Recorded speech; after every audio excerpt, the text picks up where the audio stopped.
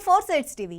తెలంగాణలో లోక్సభ ఎన్నికలు పూర్తి కావడంతో ఇప్పుడు అందరి దృష్టి పట్టభద్రుల ఉప ఎన్నికపైన పడింది.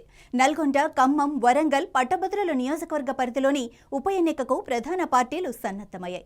గతంలో ఈ స్థానంలో ఎన్నికైన పల్లా రాజేశ్వరరెడ్డి జనగాం ఎమ్మెల్యేగా ఎన్నిక కావడంతో ఈ ఉప ఎన్నిక అనివార్యంగా మారింది.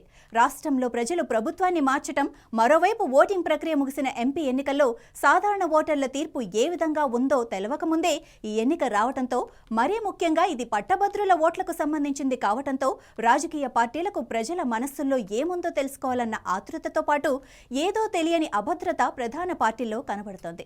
ఈ ఉప ఎన్నికను అధికార కాంగ్రెస్ పార్టీ ప్రతిష్టాత్మకంగా తీసుకోగా, ప్రతిపక్ష బీఆర్ఎస్ తమ సీటును కాపాడుకునే పనిలో తలమునకలయ్యింది. 3 ఉమ్మడి జిల్లాల గ్రాడ్యుయేట్ ఓటర్ల తీర్పుపై ఫోర్ సైడ్స్ టీవీ ప్రత్యేక కథనం.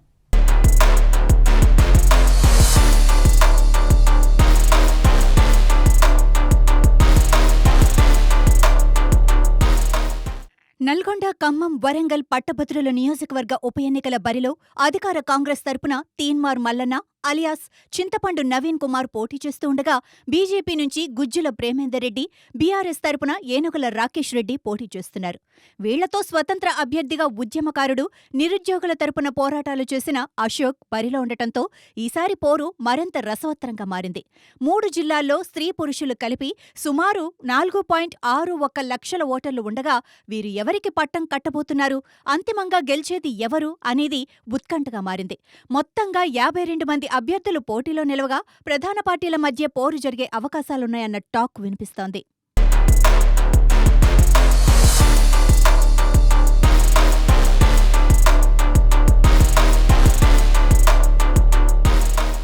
రాష్ట్రంలో అధికారం కోల్పోవడంతో ఈసారి గెలిచి పరువు నిలబెట్టుకోవాలని బీఆర్ఎస్ పార్టీ యోచిస్తోంది. సిట్టింగ్ స్థానం కావటంతో మరోసారి గెలిపే ధీమాగా పావులు కదుపుతోంది. మరోవైపు యువత, నిరుద్యోగులు తమ వైపే ఉన్నారని, మోడీ చరిష్మా తమకు ఉపయోగపడుతుందని బీజేపీ ప్రయత్నాలను ముమ్మరం చేసింది. విద్యార్థులు, నిరుద్యోగుల సమస్యలపై పోరాడుతున్న ఉద్యమకారుడు అశోక్, అకాడమీ చైర్మన్ అశోక్ సైతం బరిలో ఉండటంతో పోటీ రసవత్తరంగా మారనుందని రాజకీయ విశ్లేషకులు భావిస్తున్నారు.